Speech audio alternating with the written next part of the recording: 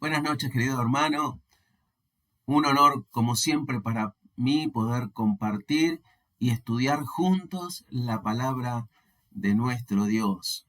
Quedamos estacionados en este capítulo 11, quizás el capítulo más conocido de toda la carta a los hebreos. Y estuvimos observando en el primer miércoles que abordamos este capítulo una mirada general del capítulo 11. El miércoles pasado pudimos hacer una mirada diferente de este capítulo. No podemos hacer memoria de estas cosas por amor al tiempo, pero están grabados estos mensajes que compartíamos allí en la página de la iglesia. Ahora el escritor va a tomar toda esta parte teórica de la cual hemos hablado ya y la va a volcar a la práctica. Para ello, va a elegir tres personajes, tres patriarcas muy antiguos que existieron en los primeros tiempos, patriarcas prediluvianos. Son Abel, Enoc y Noé. Vamos a empezar entonces con Abel. Dice allí en la escritura en Hebreos capítulo 11 y en el verso 4, por la fe Abel ofreció a Dios más excelente sacrificio que Caín, por lo cual alcanzó testimonio de que era justo, dando Dios testimonio de sus ofrendas, y muerto, aún habla por ellas.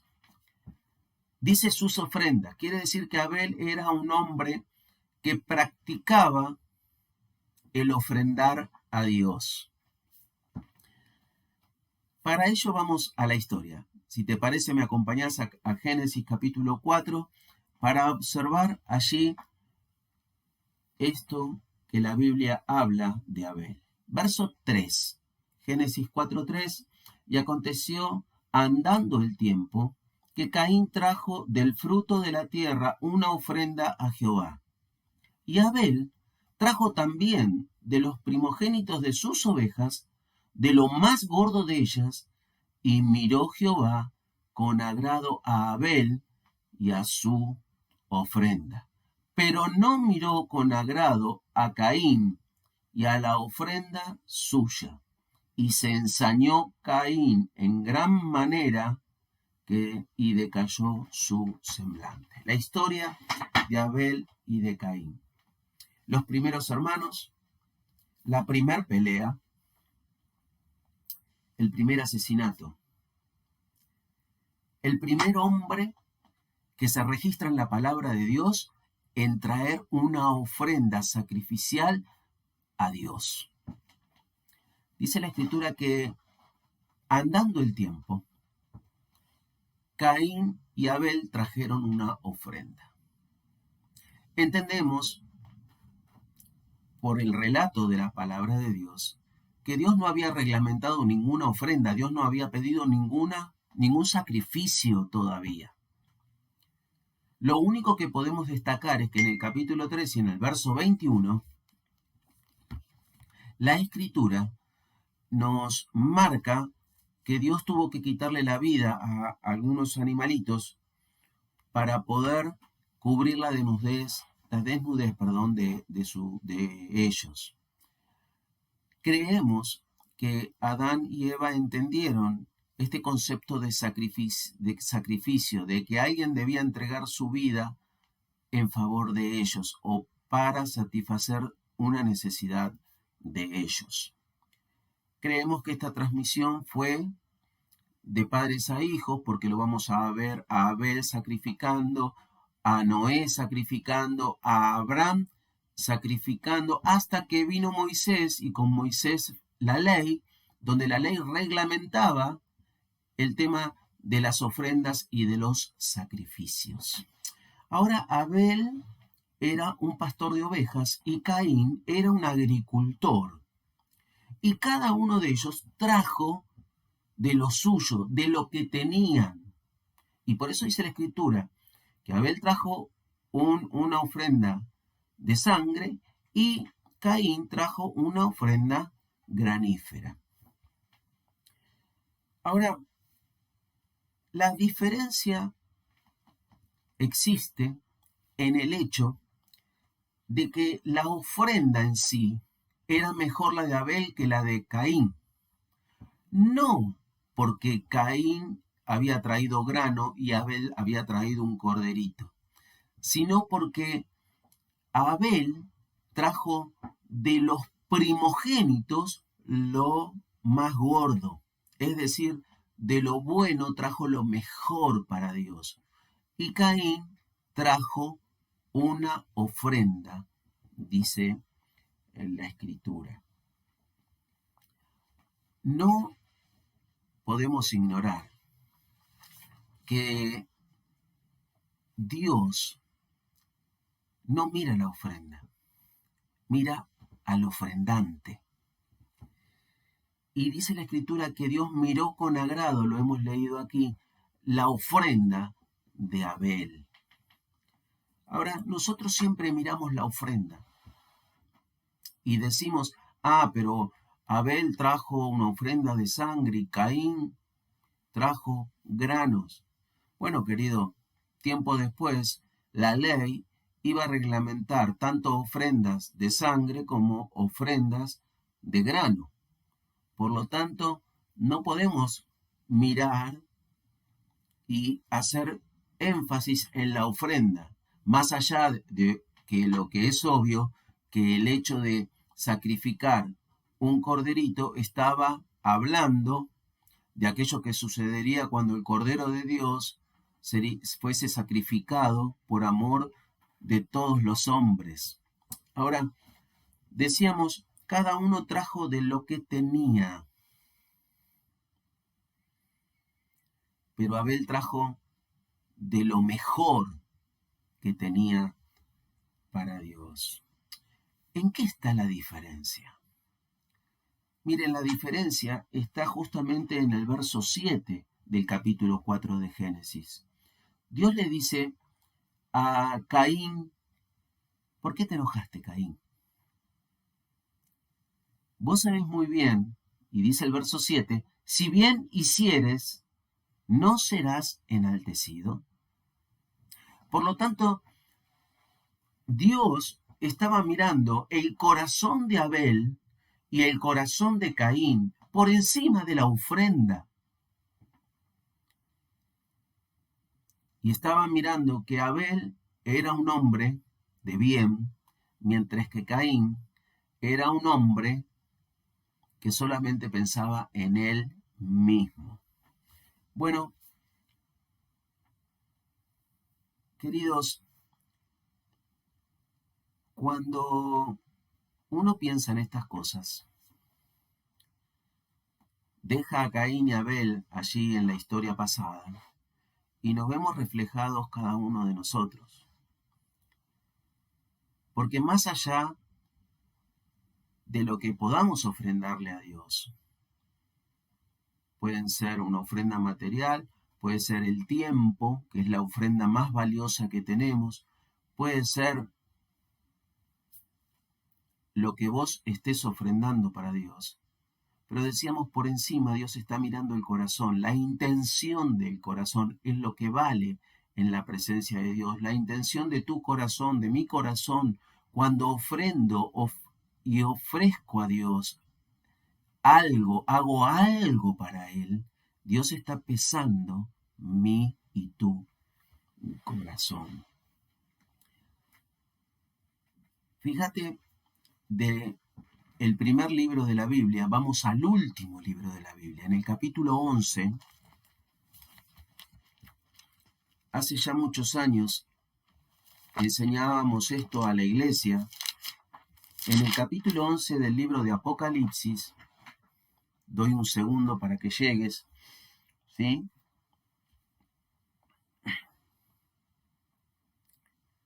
Dice la Escritura, verso 1, Apocalipsis 11:1, entonces me fue dada una caña semejante a una vara de medir, y se me dijo, levántate y mide el templo de Dios Esa palabra templo es naos.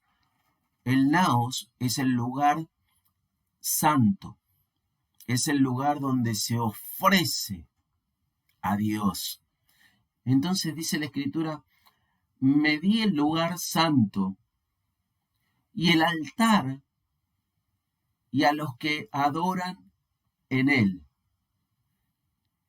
Qué interesante es esto. En el lugar santo, lo hemos visto ya en el estudio de Hebreos, en el lugar santo estaba la mesa con los panes de la proposición, 12 panes, figura de las tribus de Israel. Estaba el candelero y estaba el altar del incienso.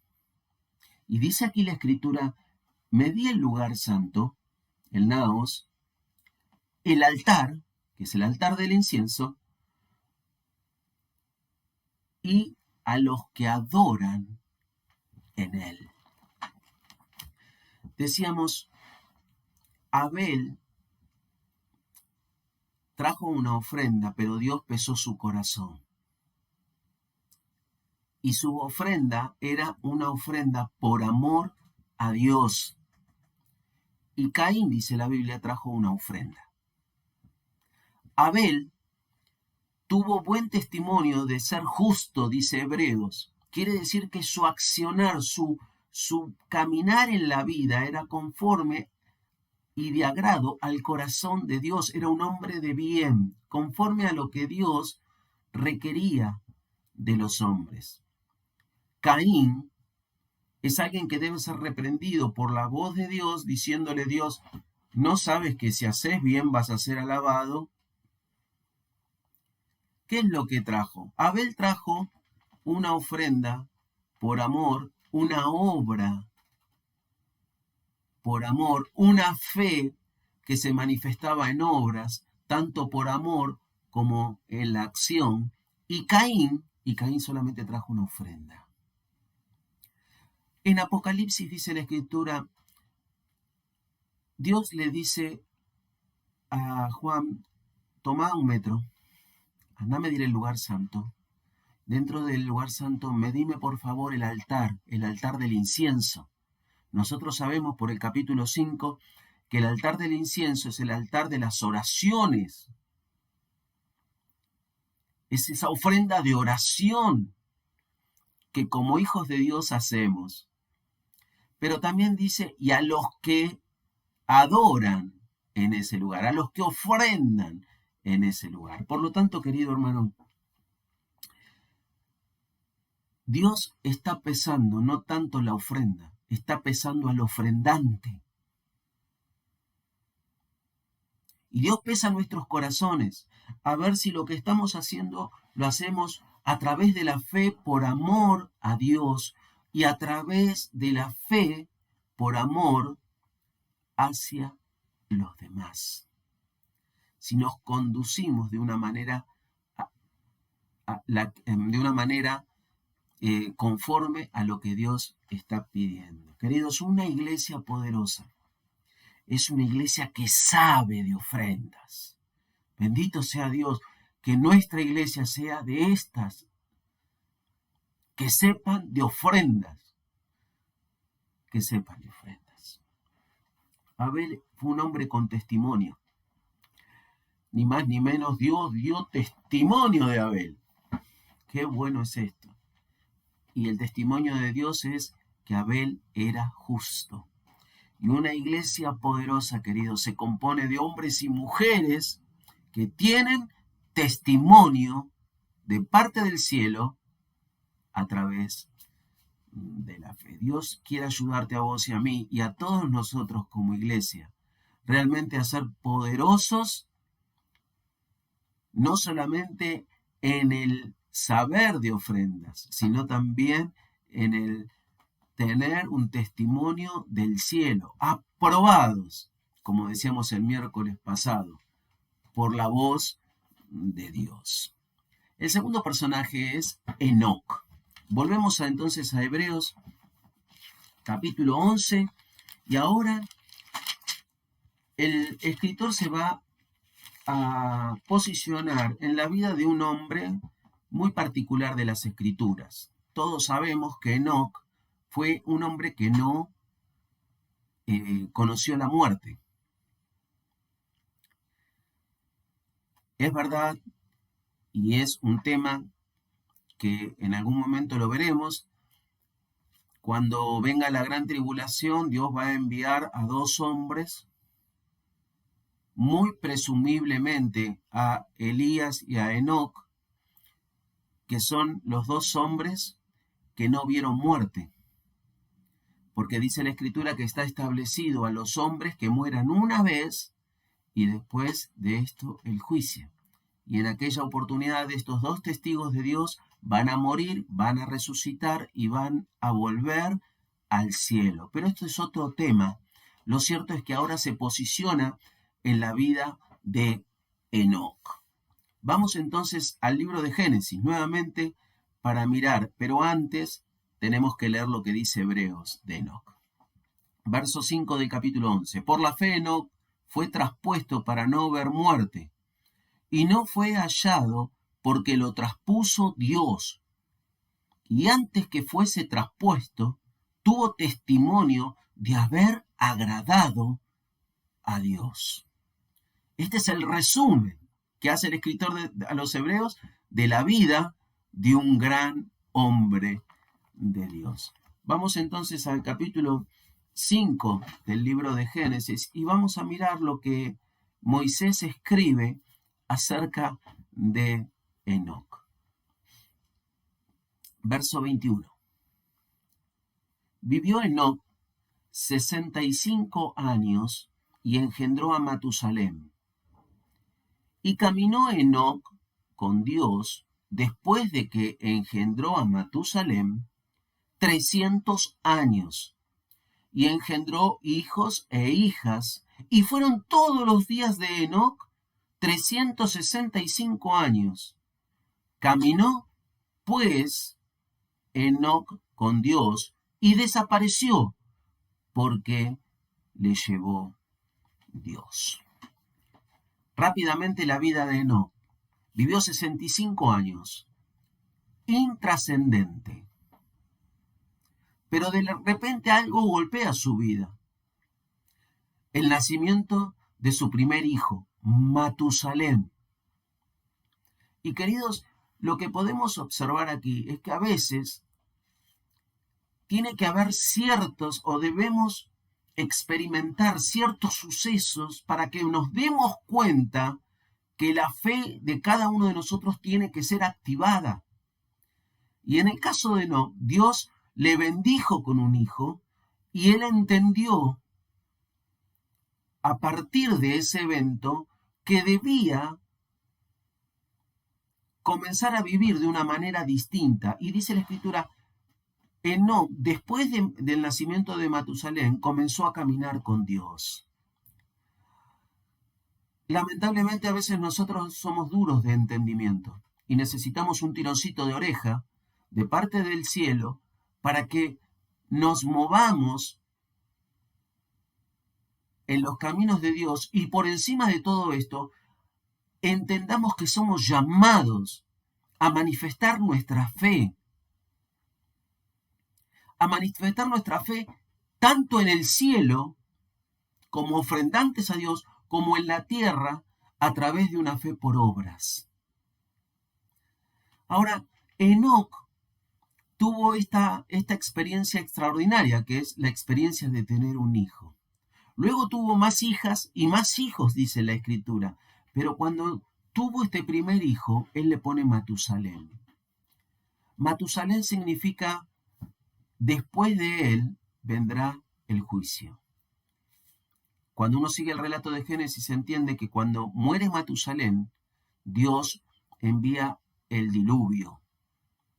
Así que Matusalem llevaba esta carga impuesta por su padre a través del nombre, que ni más ni menos era un suceso que iba a ocurrir porque Dios le había revelado a Enoc que iba a juzgar al mundo. Así lo dice Judas, que Enoc fue un profeta, y fue profeta en su hijo, colocándole un nombre. Pero, queridos, estos últimos 300 años es lo que nos interesa de Enoc. Nosotros también tenemos revelación de parte de Dios que Dios va a juzgar al mundo. A este mundo le esperan 3 años de tribulación y 3 años y medio de tribulación y 3 años y medio de gran tribulación. Nosotros nos vamos a estar allí, porque previamente a esto ocurrirá el rapto de la iglesia. Pero dice la Escritura que una vez que Dios le había revelado a Enoc que iba a juzgar al mundo, le nace Matusalén y empieza a caminar Enoc con Dios. Y querido hermano, nosotros teniendo la misma o una parecida revelación a la de Enoc, donde Dios ha de juzgar, a veces nos desinteresamos de las cosas de Dios. Mientras este mundo va a ser juzgado, nosotros vamos a estar en el cielo y vamos a atravesar el tribunal de Cristo, donde nuestras obras van a ser juzgadas. Y dice la Escritura que aquellas obras que no fueron hechas mediante la fe por amor a Dios, obras las cuales la Biblia las llama heno, madera y hojarasca, van a ser quemadas. Pero las obras hechas en fe y por amor a nuestro Dios son las obras que van a permanecer. Y la Biblia llama a estas obras de oro, obras de plata y obras de piedras preciosas. Sabemos la expresión de la Escritura, todo nos es lícito, pero no todo nos conviene. Y agrega el apóstol Pablo más adelante, cada uno mire cómo está sobreedificando. Una iglesia poderosa, hermano, es una iglesia que avanza en el tiempo, eligiendo con qué materiales va a construir. Y Dios nos bendiga en esto, que las obras nuestras sean obras de oro, de plata y de piedras preciosas para la gloria de nuestro Señor Jesucristo. Una iglesia poderosa. Es una iglesia que, al igual que Enoc, tiene un buen testimonio de Dios, como alguien que agradó a Dios. Y qué bueno, hermano, cuando estemos allí y Dios pueda dar buen testimonio de vos, de todos nosotros. Qué bueno va a ser aquel momento. Para ello, tenemos que caminar en el camino de la fe. Y esto es una determinación de cada uno de nosotros. Es un acto de voluntad. Si creemos o no creemos. Si depositamos toda nuestra confianza en lo que dice Dios, fe, y dejamos que esta base sea la que soporte nuestro construir en la vida para que aquel día podamos darla como ofrenda a nuestro Dios. Un buen testimonio de Dios. ¿Te acordás cuando vimos los primeros capítulos de Hebreos? Decíamos que Dios mismo confirmaba a Jesucristo y a su evangelio a través de prodigios, de señales y de milagros. Una iglesia poderosa, decíamos recién, es aquella que tiene buen testimonio de Dios. Y Dios dio buen testimonio del obrar y del caminar de Enoc. ¿Sí? Y Dios quiere, hermano, fíjate, Dios quiere dar buen testimonio de la iglesia local en la cual nos congregamos y componemos. Y este testimonio de Dios sigue siendo el mismo. Son palabras de Dios transformadas en obras, prodigios, milagros y señales. Y dice la Escritura, caminó pues Enoc con Dios. Claro que a veces tropezamos, claro que tenemos que lidiar con nuestra carne, claro que tenemos que lidiar con el pecado, claro que hay falta de tolerancia a veces entre los hermanos, claro que a veces somos intransigentes, claro que hay todo esto. Pero la Escritura nos dice, vayan por las pequeñas zorras, que son las que echan a perder la viña, y tenemos que ir por ellos. Y a veces tenemos que ser más flexibles, a veces tenemos que cambiar nuestra manera de expresarnos, a veces tenemos que tolerar las cosas. Saben que un edificio no se cae porque un edificio en su estructura es flexible. Si un edificio es demasiado rígido, se derrumbaría. Pero una construcción, por más alta que sea, tiene que ser flexible. Y una iglesia necesita, para ser grande, para alcanzar buen testimonio, ser flexible y tolerante, tal cual lo fue Jesucristo y tal cual lo es Jesucristo con cada uno de nosotros. Bueno, dejamos a Enoc. Mucho más podríamos decir, gracias a Dios, por estos versículos que nos ha regalado la Biblia. Entramos con Noé. Es el último personaje de esta parte de la Escritura. No vamos a leer la historia de Noé, todos la conocemos. Pero dice la Escritura que de esta manera, Hebreos capítulo 11, dice así la palabra de Dios. Verso 7, por la fe, Noé, cuando fue advertido por Dios acerca de las cosas que aún no se veían, con temor preparó el arca en que su casa se salvase. Y por esa fe condenó al mundo y fue hecho heredero de la justicia que viene por la fe.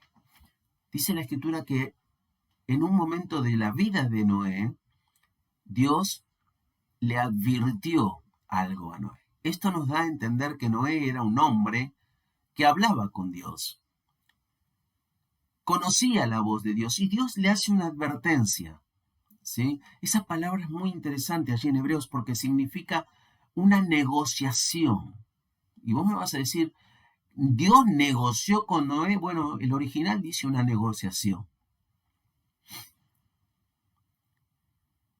Creo que Dios le dijo a Noé, mirá, voy a destruir a este mundo. Si vos creés en lo que yo digo, construite un arca. Yo te voy a decir cómo y te voy a dar 120 años de tiempo para que a serrucho y martillo hagas este barco. Una negociación. Hermano, de alguna forma, la obra que nosotros hacemos por amor a Dios sigue siendo una negociación, no porque nosotros negociemos con Dios, sino porque Dios no es deudor de cada uno de nosotros. Y todo aquello que nosotros hacemos tiene una justa retribución de parte del cielo, sea en nuestro tiempo o sea en el tiempo venidero, sea para nosotros o quizás caiga esa remuneración de parte de Dios, por decirlo de alguna manera, ese galardón de parte de Dios sobre nuestros herederos. De una o de otra forma, Dios es galardonador de los que le buscan, dice la Escritura. Fue advertido por Dios. En primer lugar vemos eso. Lo segundo, dice la Escritura aquí en Hebreos que Noé creyó en aquellas cosas que todavía no se habían visto. Dios le dice, voy a hacer llover. Allí en el capítulo 7. Voy a hacer llover. De Génesis, ¿no? Nunca había llovido en la tierra. Noé no tenía ni la menor idea de lo que era la lluvia. Por lo tanto, Dios le dice, voy a hacer llover, voy a inundar todo el mundo, y Noé mira las montañas, mira las copas de los árboles y dice, ¿cómo va a ser esto? Sin embargo, no entendió cómo iba a ser, pero creyó. Hermano, este es un aspecto poderosísimo de la fe. No entendemos a veces, pero igual tenemos que creer. Y este es el desafío de la fe. No ver, no ver y no conocer, pero poner fe en que va a suceder. Dios quiera bendecirnos en esta cuestión de fe. 120 años. Fueron largos 120 años. Pero Noé fue día tras día venciendo la incertidumbre mediante la fe. La Escritura dice, y el Señor nos invita a seguirle a Él día tras día. Alguien dijo, seguimos a Cristo un día a la vez. Y fueron 120 años de Noé, un día, día por día, en los cuales Noé, a través de la fe, vencía la incertidumbre, lo que no conocía, pero creía en lo que Dios le había dicho. Lo que Dios te haya dicho a tu corazón, lo que Dios te haya revelado, hermano, en la intimidad, se va a cumplir.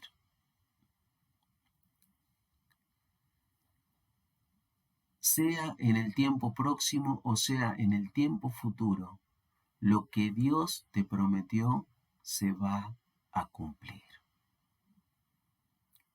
Y a veces las cosas se demoran. Dios en su acción, en su accionar, permite que el tiempo pase. Y claro, dice la Escritura, la esperanza que se demora, dice Proverbios, es como un tormento al corazón, tormento al alma. Y allí es donde la fe tiene que batallar. Pero si la fe triunfa, las cosas llegan. Jesús dijo, al que tiene fe, todo le es posible. Esa expresión indica una fe constante. Y hermanos, Dios permita en su gran misericordia que nosotros nos destaquemos como una iglesia poderosa en la fe en forma constante. Dice allí la Escritura en 2 Pedro capítulo 5 que Noé fue un pregonero de justicia. 120 años, serruchando madera, clavando tablas, pero también 120 años predicando el juicio de Dios. Van a venir lluvias, van a venir inundaciones, nadie había visto nada de esto. La burla era objeto sobre la vida de Noé día tras día. Sin embargo, Noé se mantuvo firme en la fe. Y esto nos enseña que por encima de la sociedad y de nuestro entorno en el cual nos desarrollamos, en el cual vivimos, es posible tener fe. No hay entorno más adverso que el entorno de Noé. No hubo un predicador en la Biblia que soportara semejante afrenta constante y tan larga como las que soportó Noé, porque nadie soportó una burla de 120 años y nadie predicó durante 120 años. Sin embargo, la presión de una sociedad no logró echar por tierra la fe de Noé. Por lo tanto, si miramos a nuestro alrededor, nuestro entorno siempre va a presionar nuestras vidas y siempre va a ir por la fe de cada uno de nosotros. El enemigo va por tu fe, hermano. Y también por la mía. El enemigo va por la fe de la iglesia.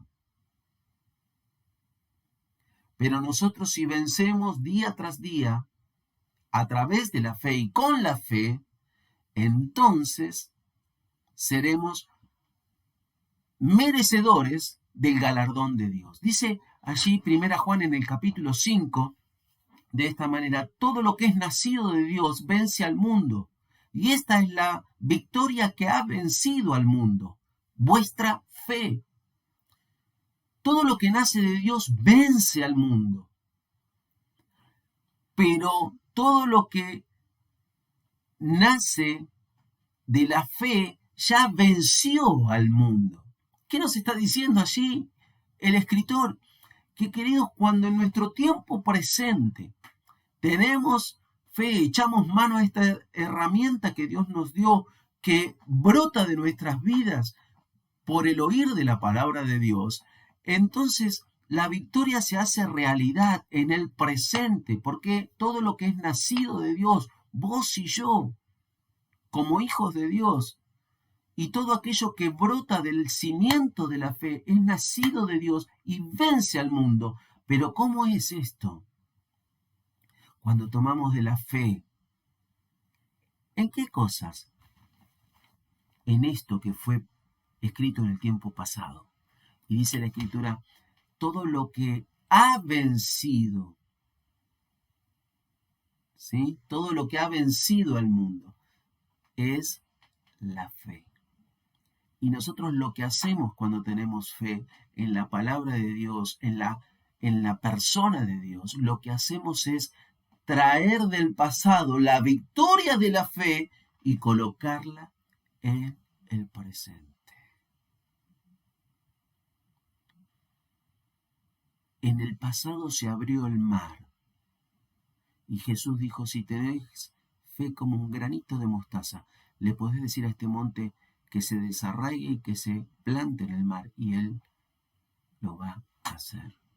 Traer la victoria del pasado al presente. Qué maravilloso es esto. Tengo que terminar, queridos. Dice la Escritura de esta manera: Abel, ¿sí? Abel ofreció un sacrificio. Y esto nos habla de la persona de Jesús, cuando Él es y vino para ser el Cordero de Dios que quita el pecado del mundo. Se ofreció en sacrificio vivo a Dios. Enoc fue un hombre que caminó con Dios y Dios dio testimonio, buen testimonio de Enoc. Y Jesucristo tuvo 2 veces de parte del cielo la aprobación de Dios: este es mi Hijo amado, en el cual tengo complacencia. Y Noé fue un hombre que construyó las herramientas para salvar y para libertar a todo un mundo. Pero con estas herramientas y con este construir, juzgó al mundo. Y Jesucristo vino para salvarnos y para darnos libertad. Pero conjuntamente con esto,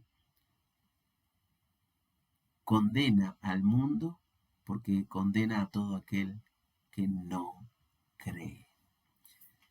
Por último, Abel es presentado en las Escrituras, aprobado en las Escrituras como alguien que supo de ofrendas. Enoc fue un hombre aprobado por la fe y se dio testimonio de él. Dios dio buen testimonio de él. Y Noé, claro, fue un hombre con el testimonio también de Dios. Y si notas la diferencia, Abel fue un hombre del cual dice la Escritura aquí en Hebreos que Dios dio testimonio de que era justo. Pero Noé fue hecho heredero de justicia. Quiere decir que la fe que nosotros tenemos es para nuestro tiempo presente y es posible que esta fe recaiga en aquellos que son nuestra herencia. Y esto es algo maravilloso de la palabra de nuestro Dios. La fe es personal, es tuya y mía, pero Dios en su misericordia hace posible que nosotros seamos herederos de la justicia. Quiere decir que nuestra descendencia puede ser heredera de la justicia de parte de Dios. Y cuando hablamos de justicia de parte de Dios, no hablamos de severidad, sino hablamos de galardón, porque Dios es justo y retribuirá a cada uno según su obra. Finalizo con esto. Decía Abel en lo espiritual, Enoc en lo familiar, criando hijas e hijos, y Noé en su accionar. Todos ellos hombres distintos, distintas circunstancias, distintas capacidades cada uno de ellos, pero teniendo algo en común. Teniendo al mismo Dios y poniéndole de su fe, creyéndole a Dios. Y querida iglesia, la fe será la que marque nuestro tiempo hoy y mañana. Porque la fe es la que libera el accionar, libera las manos de Dios para que Dios pueda actuar libremente en medio de cada uno de nosotros. Dios te bendiga.